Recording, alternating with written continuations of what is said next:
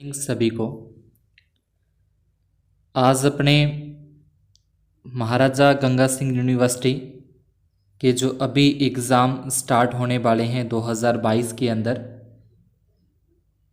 मई में जो अपने एग्ज़ाम स्टार्ट होने वाले हैं, इसमें हिस्ट्री का जो फर्स्ट पेपर है अपना BA second year subject history का फर्स्ट पेपर, तो उसके अंदर अपने मध्यकालीन भारत के स्रोत या यूँ कह लें कि मध्यकालीन भारत के आधार ग्रंथ, जिसके अंतर्गत अपने को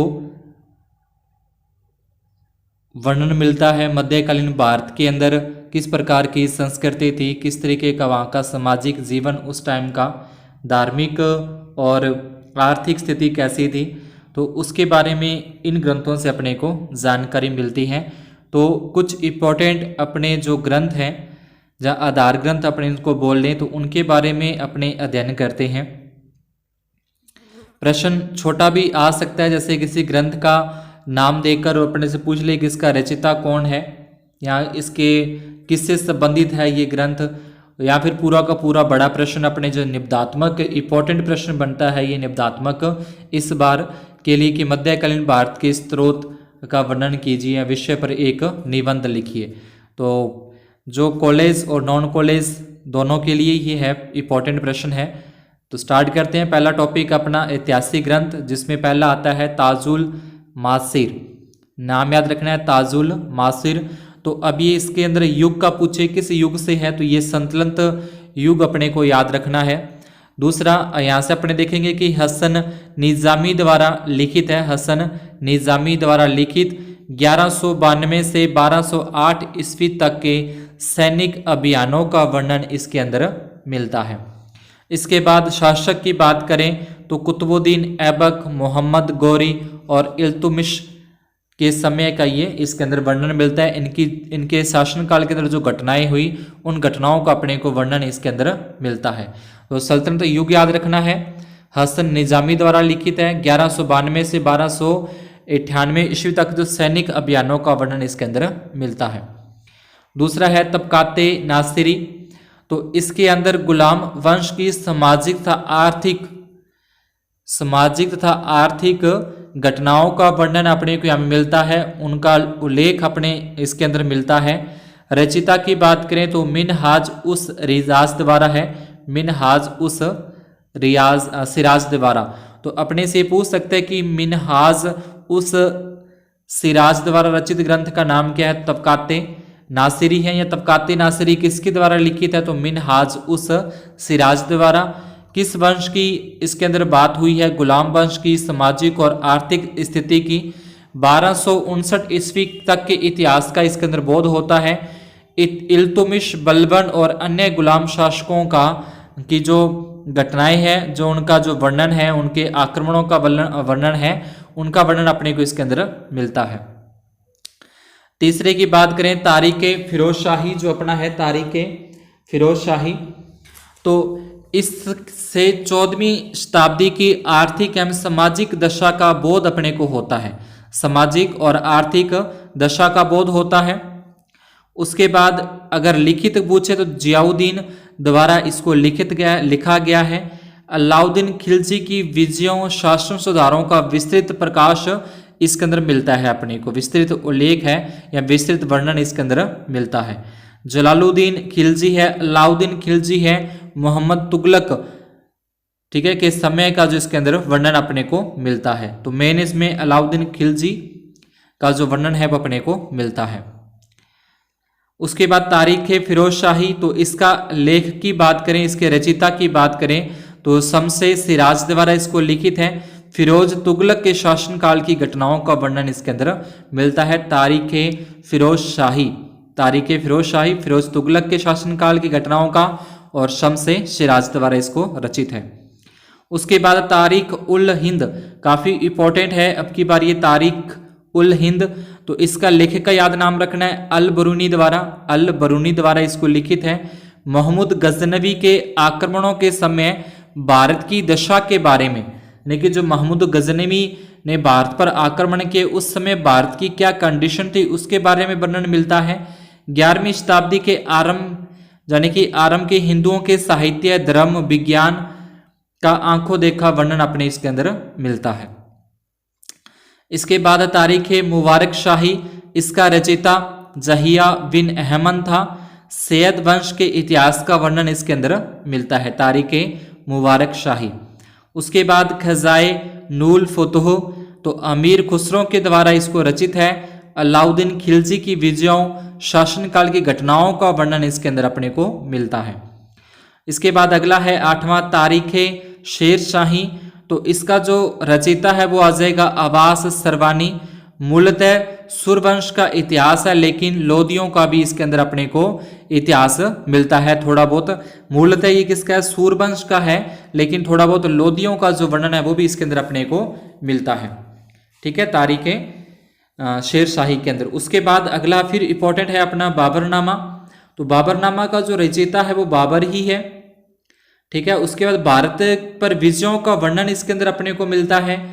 आक्रमण के समय जब बाबर ने भारत पर आक्रमण किए, तो उस आक्रमण के समय भारत की राजनीतिक, सामाजिक, आर्थिक दशा के बारे में विस्तृत वर्णन अपने को मिलता है।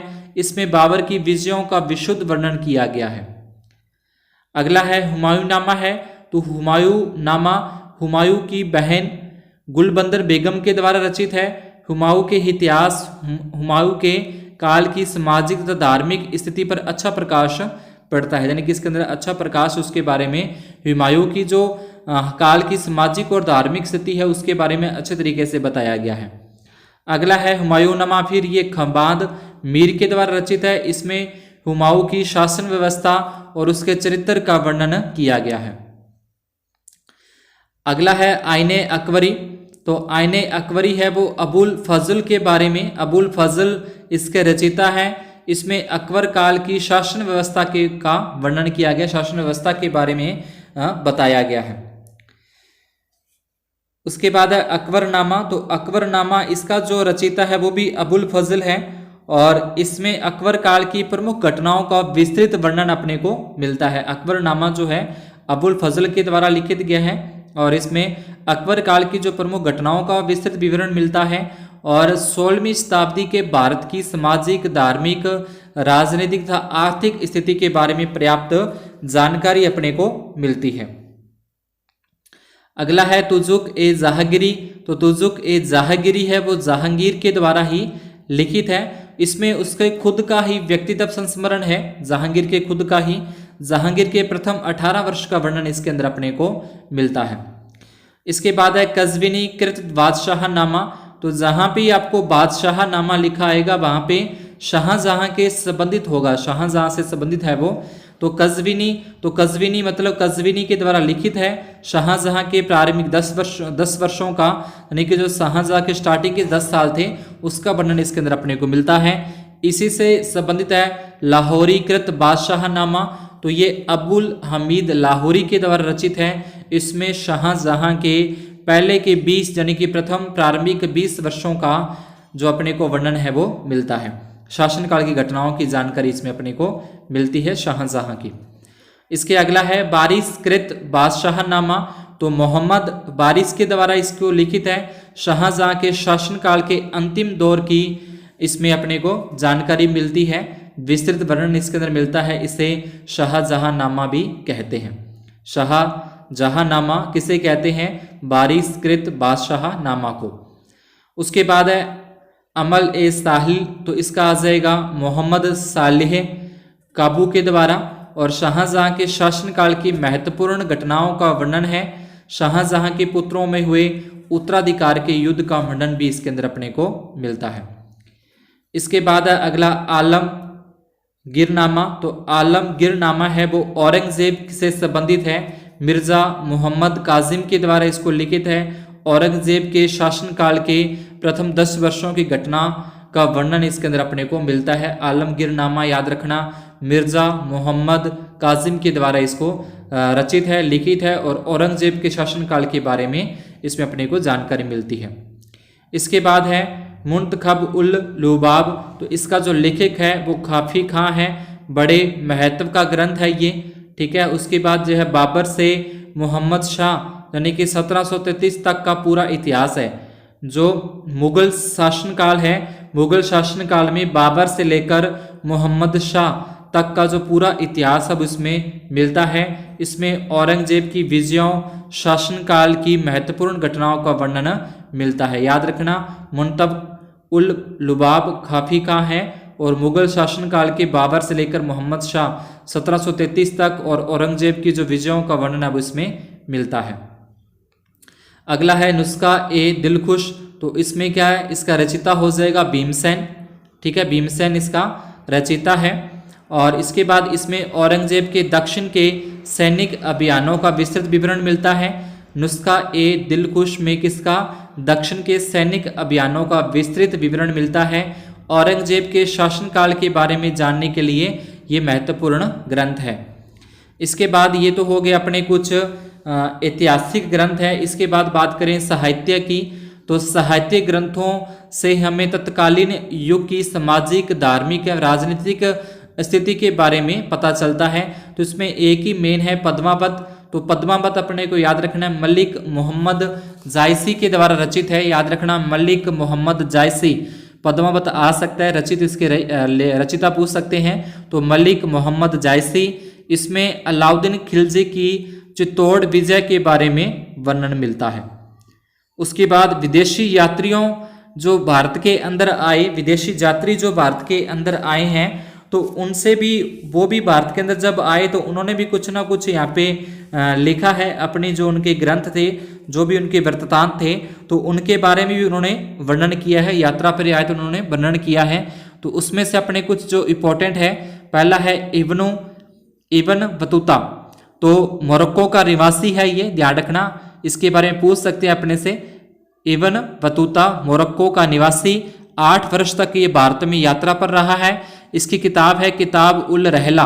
ठीक है, इसका ग्रंथ हो जाएगा किताब उल रहला नामक ग्रंथ है। मोहम्मद तुगलक के शासनकाल की घटनाओं का वर्णन मिलता है। उस समय के, यानी कि तत्कालिक समय के सामाजिक, धार्मिक, आर्थिक दशा आदि के बारे में अपने को जानकारी इससे मिलती है। उसके बाद दूसरा है वर्नियर है। यह एक क्या था, फ्रांसीसी यात्री है। यह फ्रांसीसी यात्री है, भारत में 1658 में आया। 1658 के अंदर ये भारत में आया।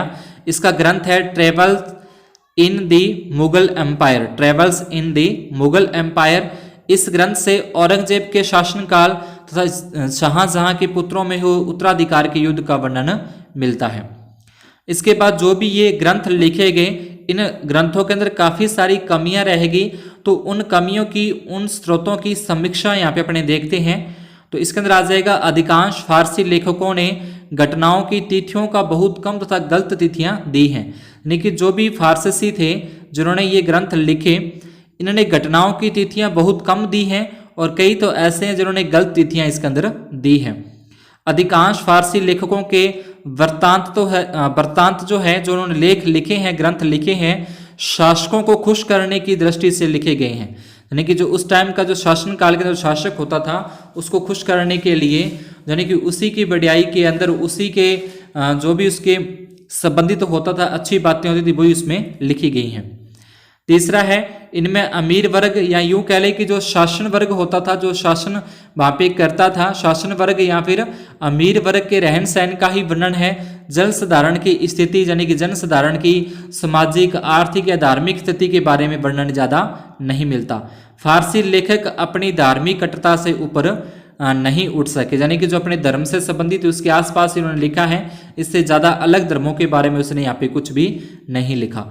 तो ये अपना एक पूरा का पूरा, वैसे तो निबंधात्मक देखें तो ये निबंधात्मक काफ़ी इंपॉर्टेंट प्रश्न है इस बार एग्जाम के लिए, और इसमें से कुछ ग्रंथों के नाम भी अपने को याद रखने हैं, कौन से उसने लेखक, रचिता कौन है और किसके बारे में उसमें वर्णन किया गया है। तो ये अपने था, पहली क्लास ही थी अपनी BA सेकेंड ईयर हिस्ट्री के लिए। अगर अच्छा रिस्पांस मिलता है तो आगे ही पूरे के पूरे जो सब्जेक्ट है अपने हिस्ट्री के जो दोनों पेपर हैं, उनके जो इंपॉर्टेंट प्रश्न है वो आपके साथ शेयर किए जाएंगे। तो जो चैनल पर नए हैं, पहली बार आए, वो चैनल को सब्सक्राइब जरूर कर दें, बेल आइकन को प्रेस करके ऑल पर सेट कर दें, और वीडियो अच्छा लगा हो तो लाइक ज़रूर करें। धन्यवाद, शुभ दिन।